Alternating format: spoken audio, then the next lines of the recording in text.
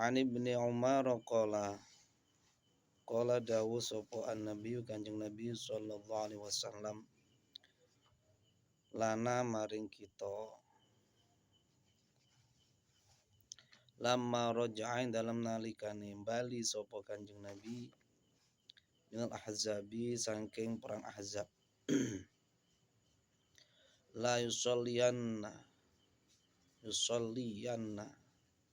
ojo salat temen sapa hadun wong suwiji al asra ing salat asar illa fi bani Quraidah angin dalam bani Quraidah fadroka nuli nemoni sapa ba'duhum sebagiane sahabat al asra ing asar fitoriq ing dalam dalan qala nuli dawuh sapa ba'dhum sebagiane sahabat la nusolli ora salat sapa kita hatta natiyaha sehingga teka sapa kita ing Bani Quraidah. Qala dawuh sapa ba'dhum sebagiane ulama sebagiane sahabat bal nusolli balik salat sapa kita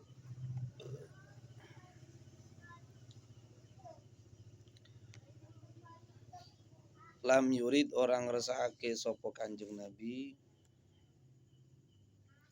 minna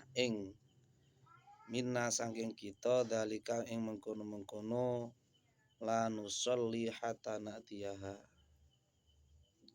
la nusolli hatta yatiyaha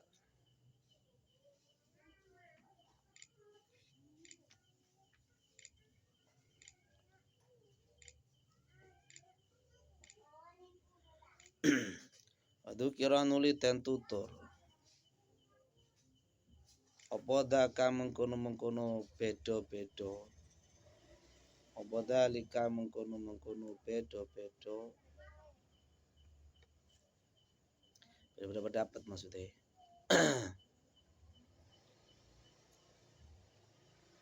in Nabi maring Kanjeng Nabi sallallahu alaihi wasallam falam yu'annif nuli orang ras sapa Kanjeng Nabi wahidan ing wong suci minhum saking sahabat terane iki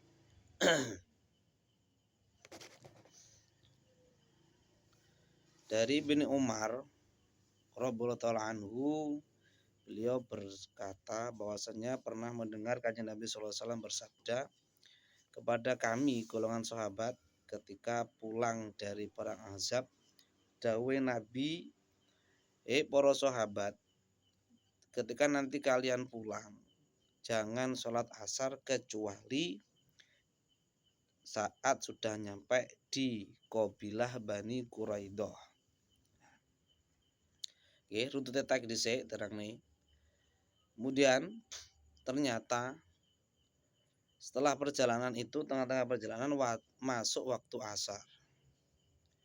Oke, kemudian satu sahabat terbagi, suaranya sahabat terbelah jadi dua. Piye iki wis asar.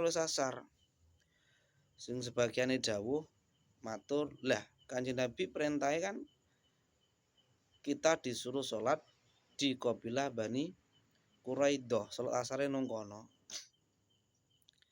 Lah saiki jek nyampe kono. Berarti lah dhewe sholat nang kene nyalahi perintah Kanjeng Nabi secara teks, secara lafaz. Lah sing para sahabat lah ini nek dihitung-hitung ngene, engko lek dhewe salat nang Bani Quraidah, wektune entek. Ade gak salat asar nang kentekan salat asar dhewe. Nang kono kok kemagriban gurung salat asar. Nah, jadi terbagi jadi dua. Sebagian salat ning tengah perjalanan belum nyampe di Bani Quraidah dan dengan mempertimbangkan napa? Mempertimbangkan waktu salat sing asli. Lah sing kedua, kabilah yang kedua, sahabat yang kedua, salatnya nang Bani Quraidah walaupun waktune wis entek pas salat maghrib. Nah, ngeten iki. ditaaturna sama Kanjeng Nabi ngeten. Pripun niki ngoten kan. Kanjeng Nabi matur Kanjeng Nabi matur wis gak apa-apa wis kadung panjenengan falam anif wahidan minhum. Dan secara fikih ngoten iki kan dituntut dari usul fikih itu nanti kita akan paham dengan namanya konteks dohir sama muawwal. Jadi dalam sebuah bahasa itu enten bahasa namanya bahasa dohir sama bahasa muawwal. Bahasa yang perlu ditakwil mana yang tidak. Nek nanti kita itu memahami sebuah teks nas baik Quran sama hadis tidak mempertimbangkan faktor-faktor lain, maka nanti terjadilah pemahaman yang pertama itu yaitu awake dhewe salate Kanjeng Nabi matur ngeten yo ngeten. Satu sisi nggak salah wong karena memang teksnya memang matur ngoten.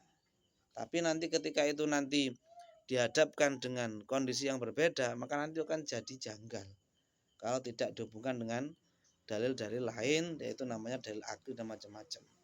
Nah, jadi intinya ngeten, Kanjeng Nabi itu mboten menyalahkan keduanya. Artinya secara umum, ketika umat Islam itu terpecah belah menjadi beberapa bagian dengan berbagai macam pendapat, kita itu sifatnya adalah insaf.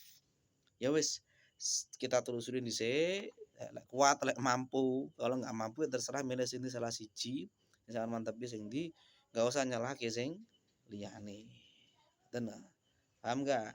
Itu sama kita sama orang Wahabi. Wong Wahabi kan masalahnya kan kita itu orang NU itu kan nggak, orang Aswaja itu kan nggak pernah menyalah-nyalahkan akidahnya mereka. Gitu loh. Lah kono sing sering nyalahne awake dhewe. Kita itu melawan karena mereka itu nggak mau dijak toleransi. Kalau umpama orang NU prinsipe ngoten. Prinsipe niku wis kesamaan duwe pendapat ngene ya monggo. Kene ben nglakoni kene, sama sing nglakoni kono, enggak usah membid'ah-bid'ahkan amalan wong liya. Kunut dipaido. Padahal kita ngena punya dalil. Ngoten kan? Dikir mali salat, ya misalnya dijelasne kok. Enek dalile meneh. Kono ya panggah nyacat. Ziarah kubur ya ngono. Dan kita tidak pernah melawan mereka tentang pendapat mereka sing aneh-aneh.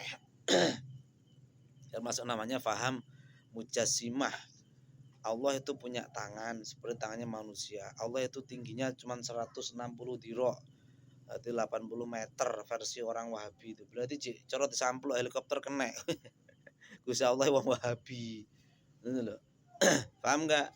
Jadi intinya itu ngeten iki damel modal untuk kita toleransi sama umat Islam, dan yang harus dibawa adalah Ahlussunnah wal Jamaah. Walaupun nanti kita beda pendapat begitu napa jenenge, begitu runcing, begitu lebar, begitu dalam, tapi kaidahnya adalah la nukaffiru ahlal qiblah. Kita tidak boleh mengkafirkan siapapun umat Islam yang sholatnya sama-sama madhep kiblat. Dieling-eling. Tulek kono-kono ben kono ade gak usah ngono. Tapi kalau kita terpaksa untuk nglawan ya nglawan. Itu kan ngoten nggih. Dadi karepe ngoten. Dadi iku intinya ada dua bagian. Ada dua madhab besar, yaitu namanya madhab dhohiriyah, yaitu mereka yang mempertimbangkan soal dawuh nas kayak gini yang ini nggak mau ditakwil, nggak mau dan sebagainya nggak mau. Itu namanya madhab dhohiriyah. Contohnya apa? Contohnya saumpama maca ta'awud fa idza qara'tal qur'ana fasta'id billahi minasyaitonir rajim. Nah, kan cara teksnya kan nanti bahas itu yang fi'il madhi. Ketika kalian telah membaca Quran maka bacalah ta'awud, mintalah kepada Allah dari setan, ngono kan. Lah itu orang madzhab dhahiriyah iku maca ta'awud iku sakbare maca Quran. Paham enggak? Awake dhewe kan enggak. Ade kan maca ta'awude sadurunge maca Quran. Kita itu mboten memaknai Quran itu mboten makna hakiki dalam arti itu wa idza qara'tal Qur'an nalikane sampean wis maca Quran.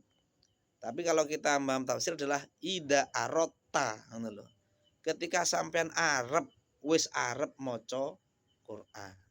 Paham mboten? Lah, paham toh nggih? Dadi nanti terbelah jadi dua pendapat itu. Paham?